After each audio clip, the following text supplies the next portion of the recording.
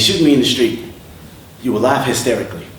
Use humor as a steam to press down the wrinkles in your forehead on the weight of its irony, and lately, we've been told this joke so many times you think by now it would be corny when they shoot me in the street. You will call to comfort my family. My talkative sister is at a loss for words, her face soaked in tears, the emotional one cannot seem to find hers tonight, just a cup overflowing with curses she swore she'd never use. My father and two of my uncles have been handcuffed to the first flight back to Guyana because their blood-soaked shirts have now dried to the deep red color of retaliation. My comedian cousin has no desire to hear your laughs tonight when they shoot me in the street.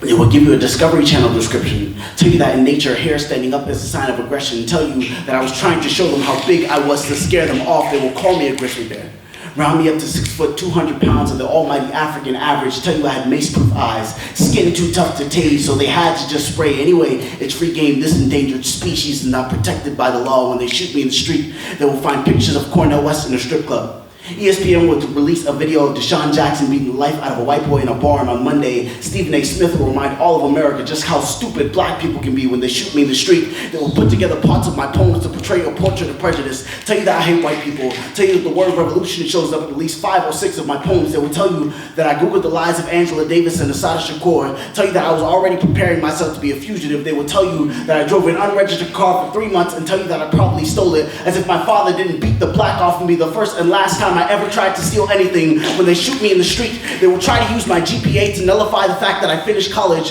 The news will bypass every picture of my graduation to pull up a photo of me with a red bandana on my head, throwing up gang signs I made up in the moment. Still, they'll tell you that I'm straight out of Compton, that 7 years of Loma Linda living could not leak the malice from my heart. They will tell you about the boys I grew up with, tell you that one just finished serving a 9-year sentence and another is still sleeping in the slammer. They will tell you that I lost 3 friends to black-on-black violence in a span of 2 years, and ask why no one cared about that, as if I didn't grab God by the shirt collar and scream 1,000 whys into his chest, as if my mistakes justified my murder, as if a man's life could be summed up in a few well-placed arguments, as if their bullet points were bullets pointed straight to your mind, murdering my memory over and over and over again. My friends, when they shoot me in the street, you will tell them I didn't know what his grades were like, but I wouldn't have graduated if I hadn't copied off of his homework. He was a strong man, but those strong hands were used to swaddle spiders and napkins and place them outside. And I know he could come off a bit angry, but it took my friend 3 years to watch Fruitvale Station simply because he didn't want the organist to play hatred into his sanctuary. And today, I visited my friend's Facebook profile just to reminisce about the good times. And the third comment down read, "Good riddance. That nigger deserved what he got." Or maybe, just maybe, when they shoot me in the street, as they've done to so many of our brothers, a moment of silence in an open mic in Riverside, California, will warm the heart of Bill O'Reilly. Maybe Ann Coulter and Glenn Beck will address the nation saying, "People, we have lost one of our sons tonight.